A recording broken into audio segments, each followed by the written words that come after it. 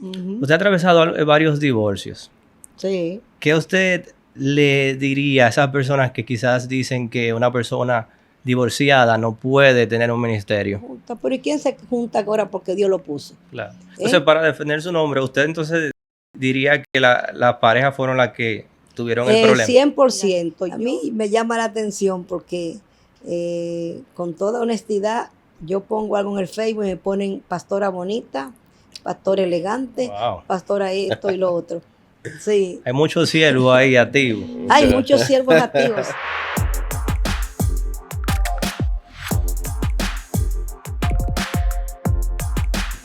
Hey, bienvenidos. Este es su programa Casi Formal, como siempre, metiéndonos en temas que afectan a los seguidores de Cristo para garantizar que sus derechos sean respetados, lo traten con justicia y le muestren la verdad. En el día de hoy vamos a estar hablando de un tema muy interesante, el empoderamiento de la mujer dentro del cristianismo. Y para eso tenemos hoy una invitada súper especial, la reverenda polifacética adoradora, pastora Felicia Valera. Bienvenida. Bueno. Qué alegría estar con ustedes. Aparte de que me invitan a su programa, también les felicito por tener éxito y por ser personas que verdaderamente han tomado la iniciativa de hacer temas no muy común y corriente. Gracias. Apreciado, ¿no? Usted sabe que dentro de lo que cabe, usted siempre ha sido una persona que nos ha enseñado a través de su trayectoria y su testimonio y su ejemplo como persona que siempre es bueno ser creativo, innovador y diferente. Y yo creo que parte de este programa salió de esa enseñanza y esa visión que usted nos inculcó a nosotros como madre espiritual. Y sí, es un placer, de verdad que nos sentimos súper agradecidos de tenerla aquí para este episodio y nada. Sí, es un placer tenerla aquí. Queremos que nos cuente un poquito sobre su trayectoria. ¿Dónde empieza Felicia Sánchez? Bueno, Felicia Sánchez, no Felicia Valera la artista, sino la persona física. Bueno, la trayectoria en cuanto al ministerio, hay mucha tela que cortar. Debo decir que nací y me crié en un hogar cristiano y la iniciativa del ministerio comenzó desde mi infancia, porque aprendí a adorar al Señor ya desde la edad de unos 6 a 7 años. Mis padres nos obligaban a cantar y nos enseñaban a cantar. Y lo que es el ministerio de la adoración, pues se inicia en la infancia. Ahora después ya de adulto, ya uno se prepara, se instruye, toma clase, entonces ya hace su carrera profesional a nivel profesional. Entonces, esos son los inicios. Ok. ¿Usted recuerda cuál era su canción favorita que usted cantaba de niña? Bueno, esa canción que yo cantaba de niña, era una canción que, eran varias canciones que ya ni siquiera suenan. Cuéntenos. Sí, ¿cómo cuáles? Bueno, una canción que decía, día domingo yo estaré en la casa de mi Dios y con ella adoraré el amor de mi Jesús.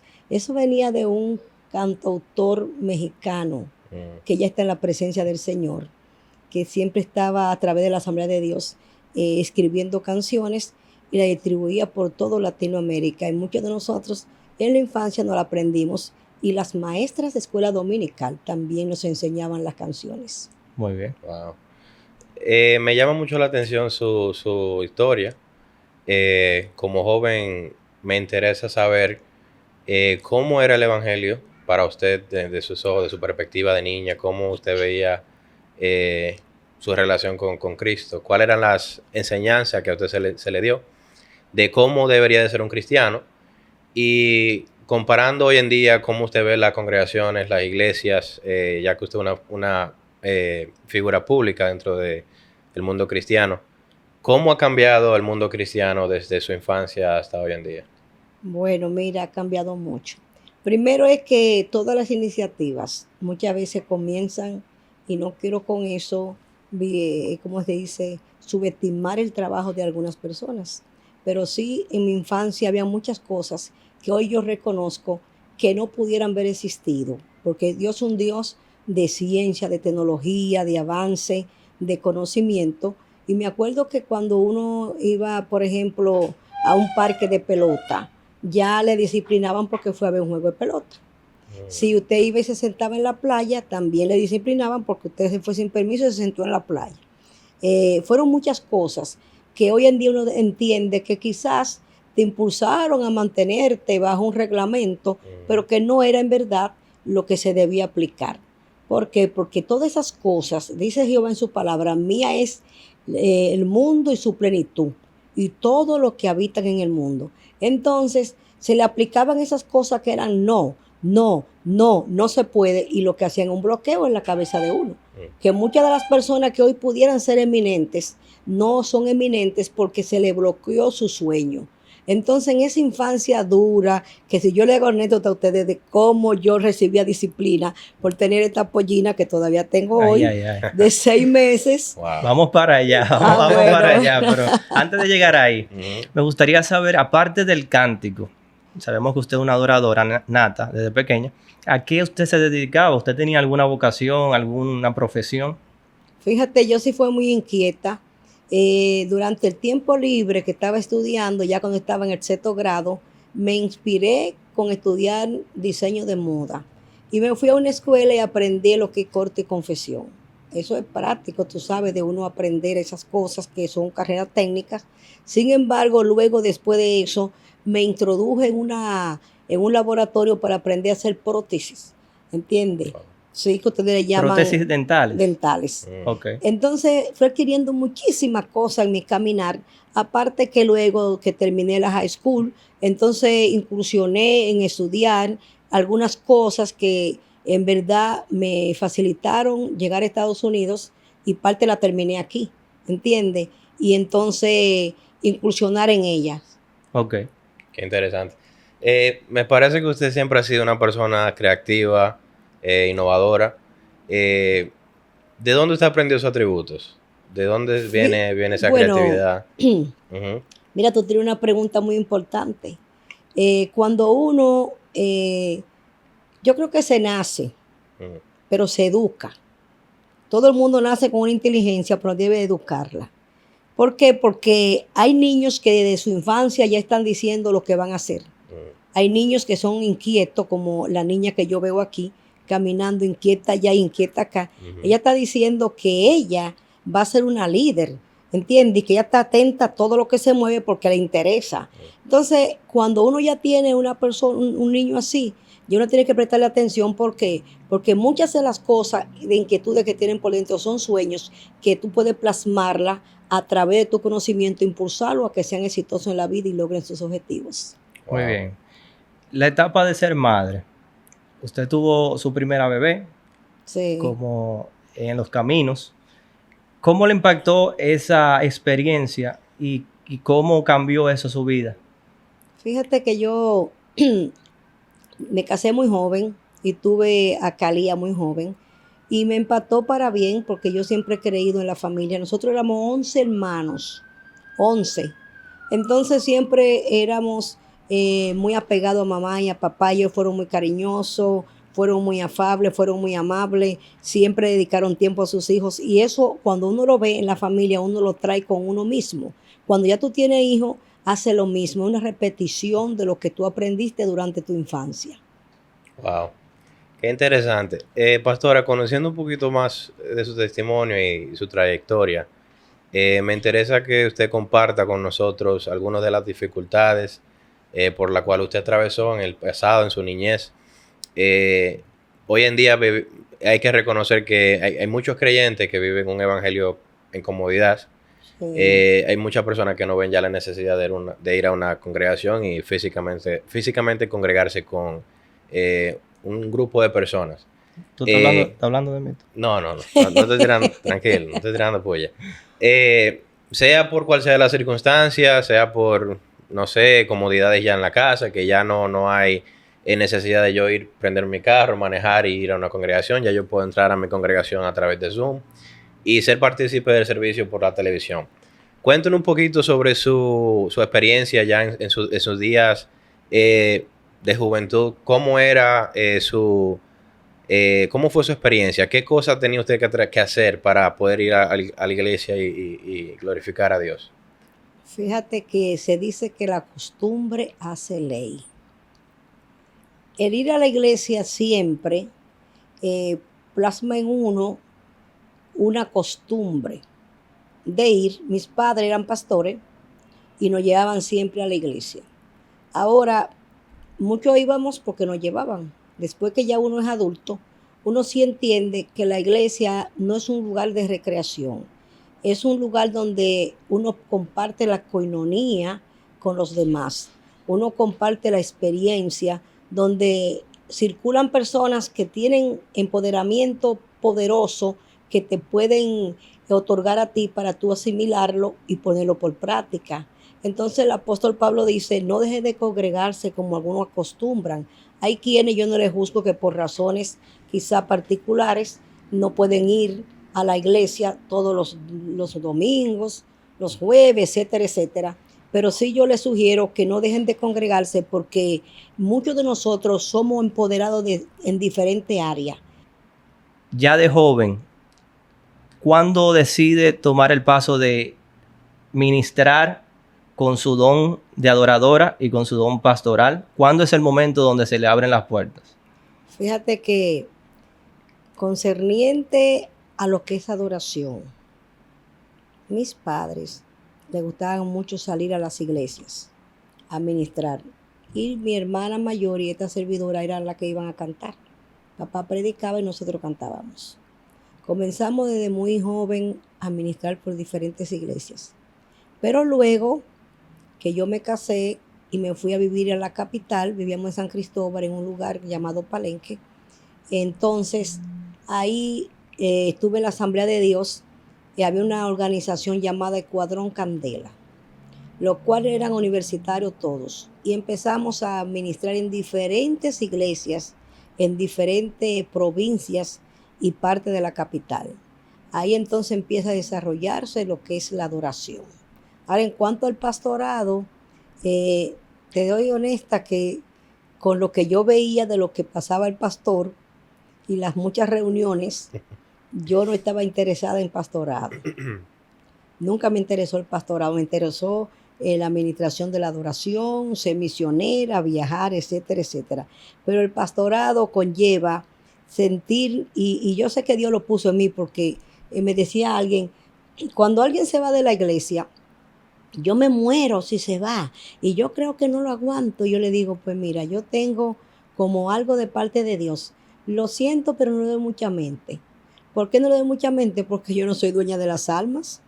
Yo no soy dueña del destino de la gente. Cada uno de nosotros es arquitecto de su destino. ¿Entiendes? Cada uno de nosotros tiene una responsabilidad. Y si yo siento que ya no puedo estar en esa iglesia por X razón y se fue, tú lo sientes como pastor. ¿Pero qué? No podemos morirnos porque van a venir otros. Y esto es un asunto de continuidad. Continuamente hay que estar ejerciendo y llamando y trayendo almas. Unos se mueren, otros se mudan, otros se van, etcétera, etcétera. Entonces Dios pone en uno esa capacidad de uno poder despejarse aún emocionalmente de la gente. Bueno, bueno, sí, ser pastor definitivamente es uno de los ministerios que más... me gustaría que ustedes fueran pastor. Bueno, ahí no sé. Emanuel, oye ahí. Yo quiero pasar el manto en unos años a uno de ustedes. Ahí está Kenny. Bueno. Yo le ayudo. Esos son unos zapatos bien, bien grandes de llenar. Y por eso yo siempre he tenido mucho respeto hacia los pastores, porque en realidad liderar, trabajar con la gente, personas de diferentes trayectorias, diferentes creencias, diferentes estructuras familiares, no es nada fácil. Y me interesa saber, como pastora, en su experiencia pastoral que usted ha tenido, ¿cuál ha sido su punto más bajo? Más bajo. Fíjate que el pastorear una sola cultura es muy distinto a ser pastor en New York. Porque cuando tú dices plátano, en República Dominicana es plátano. Pero cuando tú dices plátano dentro de cultura, tú tienes que explicarle qué es lo que es un plátano. Entonces el pastorado acá, donde hay la cultura, son distintas, es un poquito más fuerte. ¿Qué se me hace difícil en el pastorado? Yo encuentro que nada. Quizás darle un poquito más de fuerza y de calor y ser un poco más enérgica con que la gente atienda más, entiende, la cosa divina, pero entonces yo soy un poquito democrática. No me gusta forzar a la gente a que haga la cosa por obligación, sino que la haga por amor. Y muchos de nosotros que llegamos de países que son países gobernados bajo dictadura, nos impusieron que teníamos que ir a orar a las 3 obligatoriamente, y si no orábamos, ya el Señor nos iba a castigar. ¿Qué necesitamos nosotros tener como pastores? Amor. Muy bien, muy bien. Bueno, ahora entrando un poquito en los temas más controversiales, quiero hacer la pregunta que... Preguntas fuertes. Esas preguntas que son quizás fuertes. Uh-huh. Usted ha atravesado varios divorcios. Sí. ¿Qué usted le diría a esas personas que quizás dicen que una persona divorciada no puede tener un ministerio? Fíjate que nadie se casa para divorciarse. Todo el mundo se casa para... Pero la Biblia tiene su principio. Es lo que decía una colega. Si el esposo te infiere y se va, ¿qué tú vas a hacer? Y se va con otra y se divorcia y se casa. Tú no puedes entonces decir, no, ven, obligatoriamente. Uh-huh. La Biblia te manda rápidamente que tú eres libre. Yo estaba leyendo, y le voy a aplicar esto a la gente que critica y murmura, porque usted sabe del presente, usted no sabe del futuro. Hay personas que castigaban a los que se divorciaban, pero cuando les tocó a ellos dicen, ahora yo entiendo por la situación que pasó el otro. Si yo pregunto esta tarde al público televidente, ¿cuántas veces se casó Tamar? Y Tamar, los maridos no, era Jehová que lo mataba. Mató el primero, mató el segundo. Y el tercero no se lo dieron y se buscó al suegro. Pero hay cosas en la vida que suceden que Dios no es la voluntad, pero la permisiva para Dios llevarte a otro nivel y tú puedes entender los demás. Wow. ¿Esa Tamar era del Nuevo o del Viejo? Esa era del Viejo Testamento, ¿entiendes? Pero no, la historia está ahí. El Dios del Viejo es el Dios del Nuevo. Sí. Dios no ha cambiado. Lo digo porque podrían decir que como Jesús implementó nuevas leyes, Jesús dijo, ¿verdad?, que el que se casara con una persona, salvo por adulterio, le dé carta de divorcio. O sea, sí. él estaba poniendo límites a lo que antes no era pecado. Porque antes sabemos que el hijo se podía quedar con la suegra si moría el suegro. Sí. Entonces, a esa persona que quizás dice, no, pero eso es en el antiguo, ¿cómo usted le responde? No, es que no hay que buscar causa. Tú no puedes buscar solamente cosas que se dicen, no tienes que buscar causa. Por ejemplo, Jesús dijo, el que se casa con la repudiada, eso es un artículo femenino. Y el repudiado es masculino, adultera. Pero si usted la repudian, usted no repudia, usted la repudian porque alguien se le fue el amor, o pecó, o decidió irse, divorciarse y casarse. Usted no es culpable, porque sería un Dios injusto que te ponga una carga a llevar porque aquel quiso. Entonces yo creo que muchas de las cosas que nosotros la llevamos a Dios son procesos nuestros que nosotros mismos, por la falta de experiencia, muchas veces, caemos en eso, entonces lo llevamos a Dios. Dios, la mujer que me diste, el hombre que me diste, no, vamos a buscar causa. ¿Cómo usted lo conoció? ¿Por qué usted se divorció? ¿Qué fue lo que sucedió?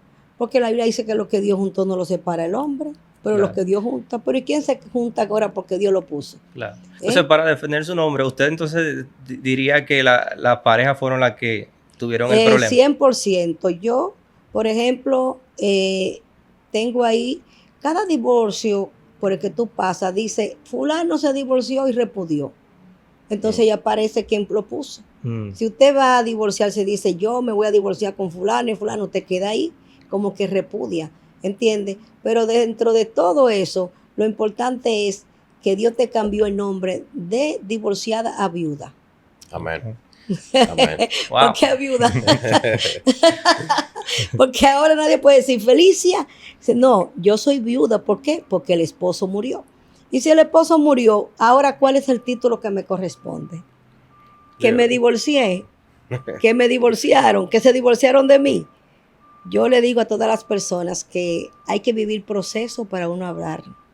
Tenía un evangelista muy conocido que cada vez que venía a Estados Unidos venía a predicar que lo divorciado y que lo divorciado, pero el día que le tocó divorciar, que se divorciaron de él por algo muy feo, me dijo, Felicia, ¿supiste que lo que me pasó? Y yo sí le iba a decir, pero tanto que te atacaba y ahora se divorciaron de usted. Entonces tú sabes, es como dicen por ahí, la gente ataca el divorcio, pero eso no es solamente el pecado, los divorciados. Yo digo que el mentiroso se va a acostar con el homosexual o con el que esté en adulterio, y no solamente es el divorcio, los mentirosos, los fornicarios, o los ávaros, todos tienen parte en el infierno. Ahora Claro. hay que buscar causa y no justificarla, sino ver por qué razón sucedió esto. ¿Quién fue el causante de esto? Para eso hay un juez en la tierra, para dilucidar quién es culpable y quién no es culpable. Entonces, yo me siento tan bien porque no me siento culpable, no he hecho lo que la Biblia dice que no se haga, sino he tratado siempre de hacerlo. Perfecta no soy. El día que yo soy perfecta, hasta ese día existe Felicia, porque perfecto es solamente Dios. Naciones Unidas. Sí, 14 años. para 15. Hay personas que dicen que usted lo menciona mucho. ¿Usted siente que usted era comparona con eso o qué le amerita ese comentario? Bueno, yo encuentro que lo menciono poco, porque hay personas que me decían, con la posición que usted tiene, es para usted andar mirando a la gente por encima de los hombros. Y yo le dije, no, yo no lo voy a hacer nunca, porque esa no fue la asignación que me pusieron a mí. Yo tengo dos asignaciones, la de la tierra y la del cielo. Yo no puedo mirar a la gente por encima de los hombros por un título. Yo creo que yo la menciono poco, pero hay momentos que hay que mencionarla porque hay personas que a veces subestiman tu capacidad, a veces considera que tú no tienes conocimiento porque no anda todo el tiempo hablando y diciendo lo que sabes. Sin embargo, hay momentos que sí, que hay que sacarle la carpeta y decirle, espérate, yo no soy una persona que tú puedas moverla y hablar cosas. Yo veo cosas y escucho cosas que me quedo callada. Porque hay gente que carecen de conocimiento y andan hablando de Naciones Unidas. Hay gente que creen que es un organismo, Naciones Unidas, que es una asociación, ¿entiendes? Donde todo el mundo puede ir y hablar y mandar. No, es un organismo multilateral, lo cual está compuesto por diplomáticos que son asignados por el Poder Ejecutivo. Y en su mayoría, cuando no son administrativos, son por decreto. Wow. Interesante. Pastora, volviendo para cerrar ese capítulo de su experiencia pastoral, una de las cosas que a mí siempre me ha interesado saber, ya desde su perspectiva de pastora, ¿cómo usted puede identificar cuando un líder de Dios ha perdido la visión que el Señor le ha dado? Muy fácil. Cuando tú ves una persona que está tropezando, es porque se le fue la visión. ¿Tropezando en qué sentido? Tropezando, vamos a poner un ejemplo físico. Un ciego, ¿qué le pasa al ciego si tú lo sueltas? Que tropieza allá, tropieza acá, tropieza allá, tropieza acá. Una persona que no sabe para dónde va ya llegó. ¿Entendiste? Apúntala. Wow. Entonces, Saca la macota, saca la macota. Una persona que sabe, ¿cómo fue? Repita eso. una persona que no sabe para dónde va ya llegó. Ya llegó. Que una de las razones por la cual muchas mujeres la admiran a usted y la respetan mucho es por la manera que usted se cuida. Vamos a hablar un poquito sobre su pensamiento cuando se trata de cómo debería de vestir una mujer de Dios, una mujer líder espiritual.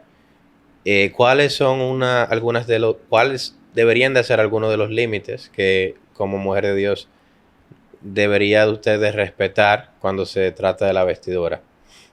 Bueno, primero es que voy a respetar los concilios, la doctrina voy a respetar la filosofía de los demás.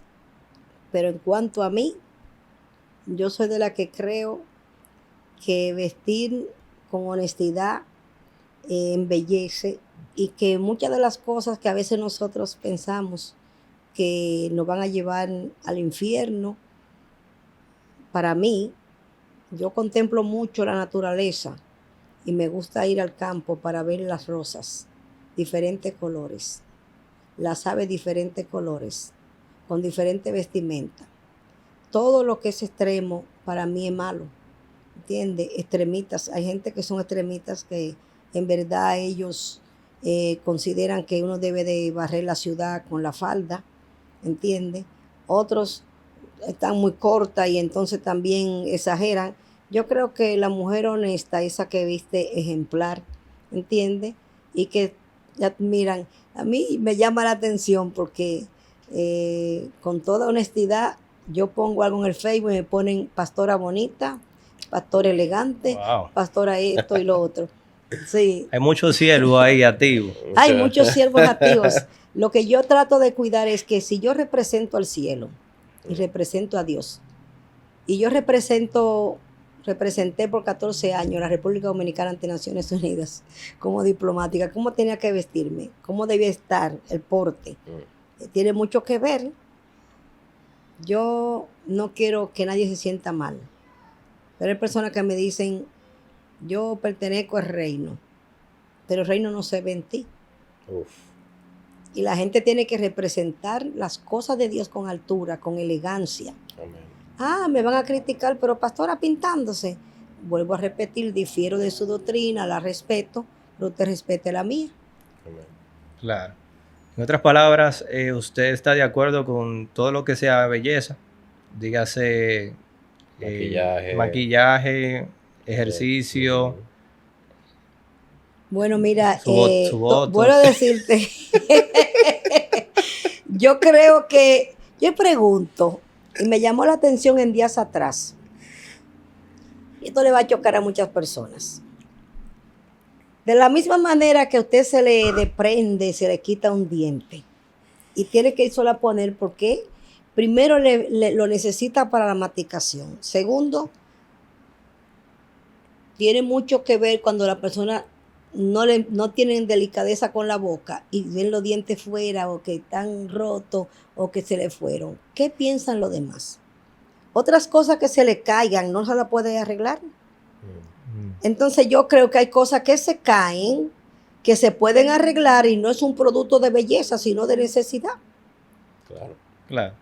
¿Entiendes? Se podría debatir qué es belleza y qué es necesidad. Claro, porque muchas veces lo mismo que dicen, yo no me puedo maquillar, se ponen sus bracers para arreglarse sus dientes. Correcto. Lo mismo que los que no pueden ver se ponen su lente de contacto para ver y su espejuelo. Entonces, hay cosas que a veces son pecado aquí arriba. No son pecado aquí arriba, pero son pecado aquí. Hay cosas que no son pecado en la cintura, con un buen cinturón, pero son pecado aquí.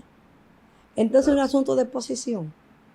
También. O es una hipocresía. Muy bien. Bueno, este podcast ha estado muy interesante. Le agradecemos su visita, Pastora Felicia Valera. Verdaderamente ha sido un honor y un gusto poder escuchar su historia, poder escuchar qué usted opina sobre la mujer empoderada dentro de las iglesias. Y un mensaje final que usted tenga para las mujeres. Bueno, a las mujeres sobre todo, que Dios empodere y las llama, que actúen conforme al modelo divino, que siempre sigan las enseñanzas que el Señor nos dejó a todos nosotros y a nosotras, porque estamos hablando de las mujeres. Y le motivo a que no se detengan por nada. Y le dejo con una anécdota de los sapitos que tenían que subir a la cima, pero por llevarse de escuchar iban cayendo y un solo llegó. Le preguntaron por qué, porque era sordo y era mudo. Wow. Amén. Qué bendición. Bueno, esto ha sido Casi Formal. Hasta la próxima.